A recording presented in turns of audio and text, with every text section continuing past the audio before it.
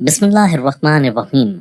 دارالفتح صفحہ نمبر 49 جلد نمبر 3 میں مرکوز ہے کہ حاملہ عورت کے ساتھ ہم بستری کتنی مدت تک کرنی چاہیے، یعنی کہ حمل ٹھہر جانے کی صورت میں کتنے ماہ تک مرد اپنی بیوی کے ساتھ ہم بستری کر سکتا ہے، اور یہ کہ حاملہ عورت کے ساتھ ہم بستری کرنے کے نقصانات بچے کو کیا ہوں گے اور عورت کو کیا ہوتے ہیں، اور حاملہ عورت کے ساتھ ہم بستری کرنے کے فائدے کیا ہیں۔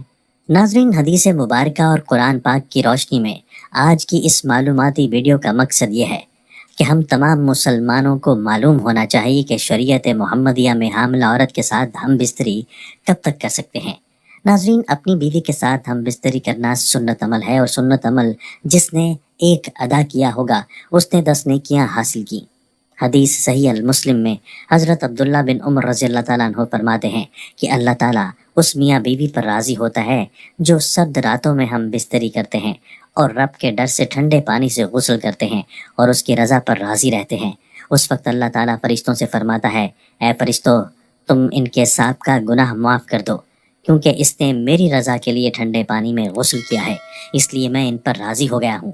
محترم ناظرین، اپنی خواہش پر صبر کرنا بہت مشکل ہوتا ہے، تو اب سوال یہ ہے کہ مرد اپنی حاملہ بیوی سے ہم بستری کب تک کر سکتا ہے؟ 2 مہینے، 4 مہینے، 6 مہینے، کب تک وہ ہم بستری کر سکتا ہے، اور کب پھر اس کو منع ہے؟ حمل کے دوران اگر ہم بستری کی جائے تو اس کا فائدہ کیا ہوتا ہے اور نقصانات کیا ہوتے ہیں؟ حاملہ عورت اس سے ہم بستری کتنے مہینوں تک ایک خامند کر سکتا ہے؟ تو جواب بڑی توجہ کے ساتھ سنیں۔ پہلے تو یہ بات سمجھنا ہوگی کہ کن کن صورتوں میں اسلام کے اندر ہم بستری کرنا منع ہے۔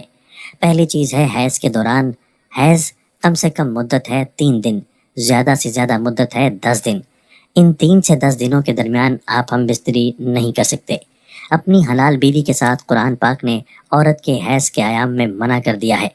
ترجمہ کچھ یوں ہے کہ وہ سوال کرتے ہیں نبی پاک صلی اللہ علیہ وآلہ وسلم سے کہ حیض کے بارے میں تو اللہ کے قرآن نے جب آپ کو کہہ دیا کہ عورتوں سے جدا رہو، حیض کے دنوں میں تو حیض کے دن کتنے ہیں؟ کم سے کم 3 اور زیادہ سے زیادہ 10 دن ہیں، تو حیض کے دنوں میں بچ کر رہنا ہوگا۔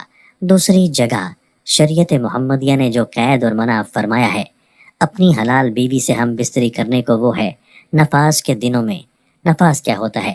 جب بچے کی پیدائش ہوتی ہے اس کے بعد عورت کی شرمگاہ سے خون آتا رہتا ہے، نجاست آتی رہتی ہے، تو جب تک نجاست بند نہ ہو جائے، جب بچہ پیدا ہو جائے، اس کی مدت نجاست بہنے کی کیا ہے؟ زیادہ سے زیادہ اس کے 40 دن ہوتے ہیں، اور کم از کم اس کی کوئی مدت نہیں ہے۔ وہ 8 دن کے بعد بھی بند ہو سکتا ہے، 10 دن کسی وقت بھی بند ہو سکتا ہے، تو ان دنوں میں بھی بیوی سے ہم بستری کرنا منع ہے۔ اب ہے مقام کے اعتبار سے، مقام کے پیچھے کی شرمگاہ جائے پخانہ کے اندر دخول کرنا، یہاں سے ہم بستری کرنا اللہ کے قرآن نے منع کر دیا۔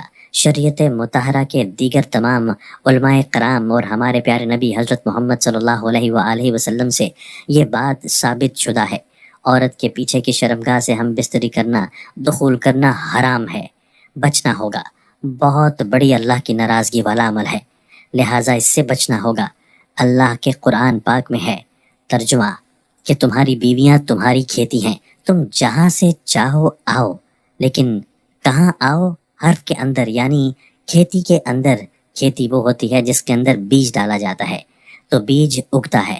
غالب امکان یہی ہوتا ہے، کوئی بیماری لگ جائے تو کوئی اور مسئلہ بن جائے تو وہ الگ بات ہے، لیکن غالب گمان کیا ہوتا ہے کہ وہاں سے کھیت اگتا ہے جس کھیتی کے اندر بیج ڈالا جاتا ہے، تو بیج کی جگہ حرف جس کو کہا گیا ہے وہ آگے کی شرمگاہ بیوی کی ہے، پیچھے کی نہیں۔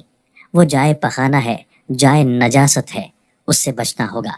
تو اب آتے ہیں کہ آج کا جو سوال ہے، کب تک ہم حاملہ بیوی کے ساتھ ہم بستری کر سکتے ہیں؟ تو جواب بڑا واضح ہے۔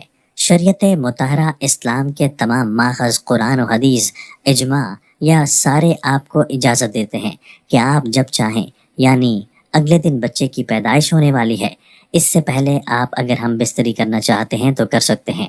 آداب اور اپنی بیوی کی صحت کو دیکھتے ہوئے لیڈی ڈاکٹر سے مشورہ کرنے کے بعد آپ کی ہم بستری کرنے سے بچے کو کوئی تکلیف ہو سکتی ہے، بیوی کو کوئی تکلیف ہو سکتی ہے، کسی قسم کا نقص پیدا ہو سکتا ہے، کوئی پریشانی آ سکتی ہے، تو پھر آپ کو صبر کرنا ہوگا۔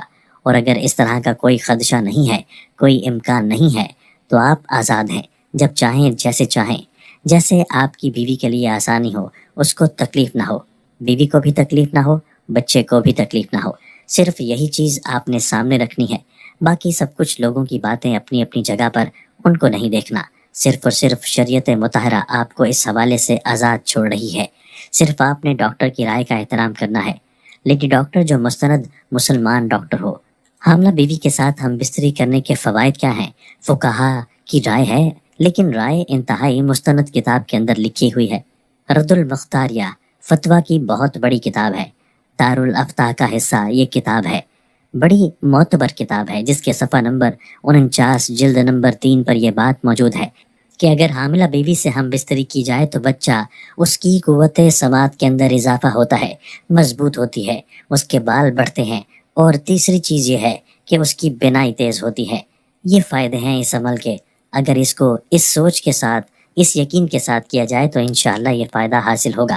اور ظاہر سی بات ہے، خواہش تو پوری کرنی ہے۔ انسان کو اللہ تعالیٰ نے پیدا کیا ہے، اس کے سامان بھی پیدا کیے ہیں۔ خواہش کو پورا کرنے کے حلال طریقے سے بندہ پورا کر رہا ہے تو اس پر کوئی پابندی نہیں ہے۔ اللہ رب العزت ہم سب کو اپنی بیویوں کے ساتھ حسن سلوک سے اور شریعت محمدیہ پر عمل کرنے کی توفیق عطا فرمائے، اور ہم سب مسلمانوں کا حامی و ناصر ہو۔ جزاک اللہ خیر کثیرہ۔ ناظرین، کمنٹ باکس میں اللہ تعالیٰ کے 99 ناموں میں سے ایک نام ضرور ٹائپ کریں۔ شکریہ۔